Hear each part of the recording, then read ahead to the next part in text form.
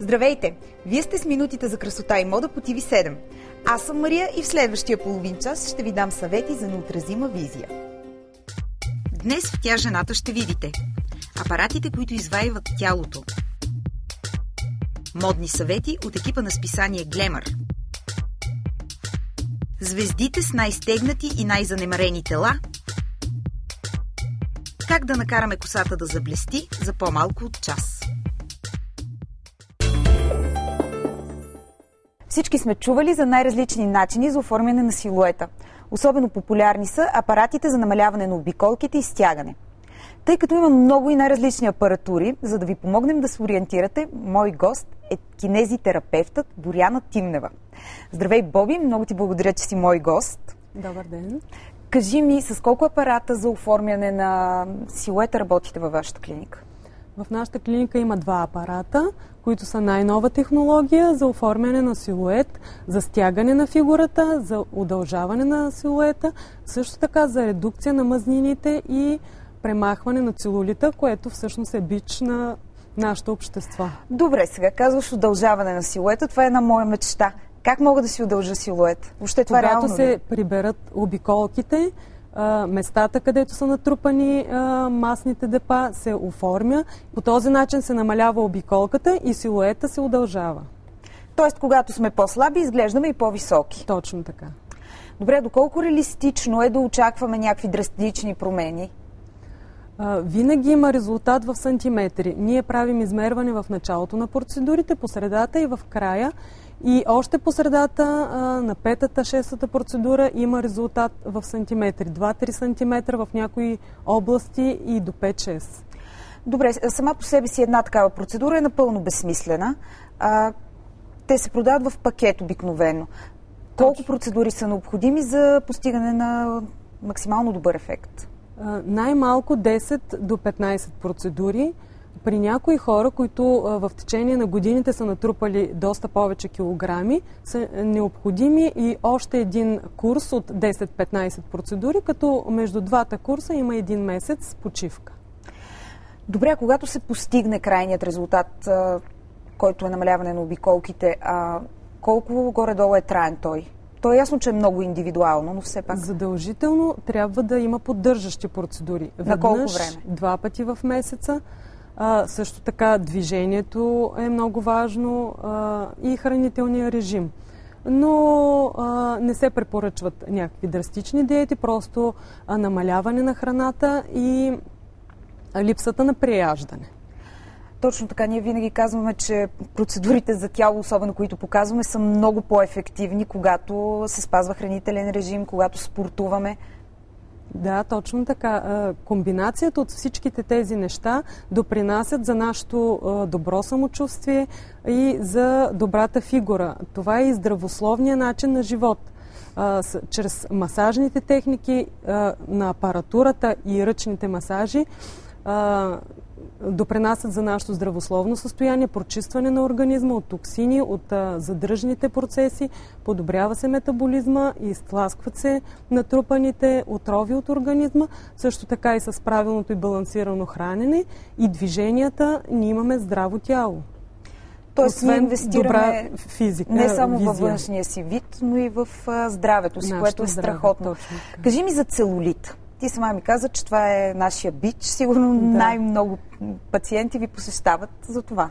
Предимно с този проблем 80% от жените на тази планета в момента имат 80% имат целулит. И това е едно нездравословно състояние на организма и на кожата, защото целулита, това са подути масни клетки, които са запълнени с отрови, течности, мазнини. Те притискат кръвоносните съдове и допринасят освен за ниската микроциркулацията всъщност е намалена, кръвообращението не е добро в тези зони, местата са болезнени и неестетически. Да, неестетически издържан, но освен това, това допринася ли по някакъв начин за разширени капиляри, разширени вени, нещо такова? Да, предизвикват се разширени вени поради липсата на добро кръвообращение. Значи ние трябва да търсим начини да се отървем от целулита не само заради външния си вид. Именно и заради това апаратурата, която се използва, е необходима да бъде чрез масажни техники. Както и ръчните масажи, но и самата апаратура, понеже има апаратура, която е без масаж. Така, ти сама каза ръчен масаж. Това значи, че комбинирате масажа от апаратите с ръчния масаж. Има ли още някакви процедури, с които се комбинират тези апарати? Мезотерапия, например? Мезотерапия за тяло. Също така има мезотерапия сега нова, която е за стягане на кожата, и също апаратура имаме, която е за стягане на самата кожа, защото с отслабването се получава едно отпускане на кожата. Да, това е много голям проблем, а пък прибирането на тази кожа при пластичен хирург е свързано с едни огромни белези. Така е. Така че е много добре да кажем, че съществува начин и едновременно да намалим обиколките и да стегнем кожата. И самите апарати имат такива свойства за стягане на кожата, но има и допълнително като мезотерапия и друга апаратура, която е специално за стягане на кожата. На какъв принцип действат тези апарати? Единият апарат съдържа в себе си 3 неща. Радиочестота, червена загряваща инфраред светлина и вакуум. 2 ролера се въртят, извършват масажна техника, която всъщност изхвърля токсините от организма. Радиочестотата навлиза в дълбочина и разгражда съдържимото в клетките, масните депа, адипоцитите, като се втечнява това съдържание и чрез загряването се подава към лимфната система, оттам отделителната система и се изхвърля от организма. Добре, ти казваш, че това минава през нашия организъм. Опасно ли е по някакъв начин? Има ли рискове? Не е опасно, защото много добре е съгласувано чрез масажната техника.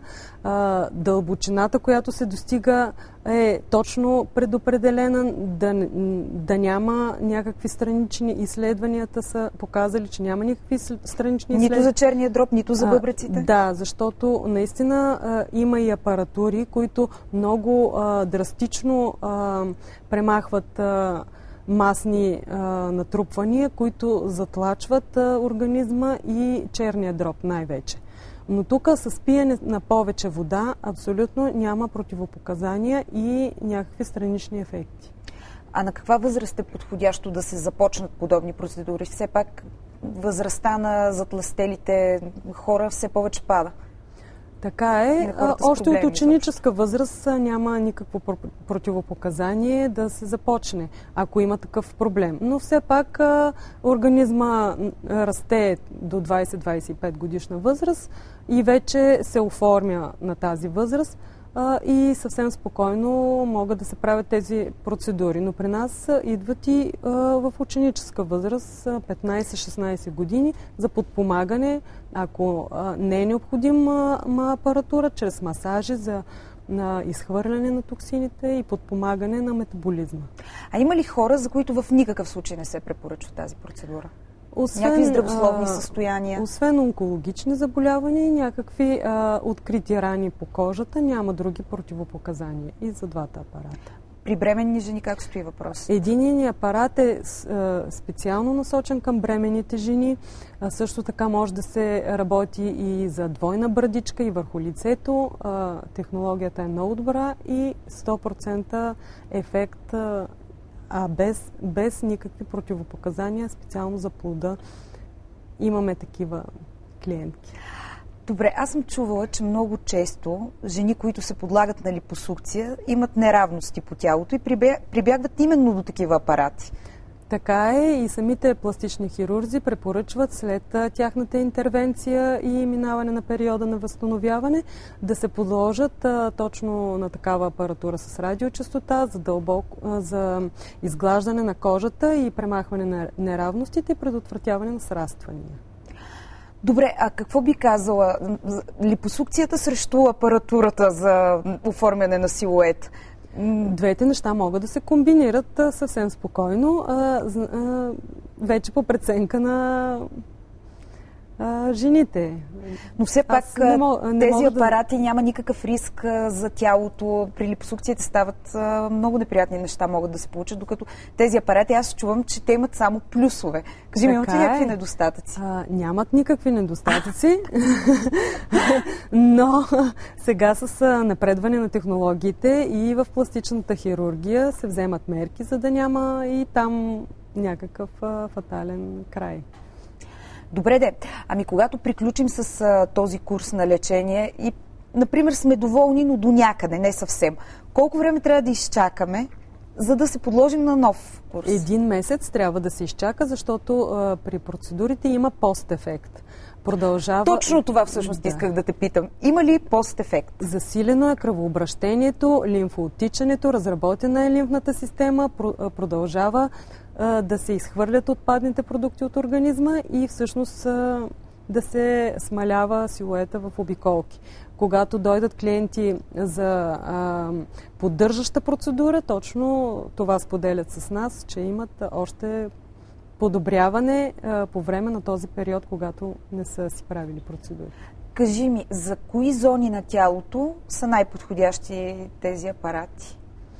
Абсолютно всяка проблемна зона, защото има 2 типа женско тяло, мъжкия и женски тип, където се натрупват мазнини по бедрата и ханша, другия тип по корема, паласки, гръб, ръце. Така че няма ограничения, където има натрупвания, може да се работи. А има ли зони, в които в никакъв случай не се използват гръдната зона не се работи. То едва ли някой? Едва ли някой ще има желание. Някой ще иска да си намали гърдите.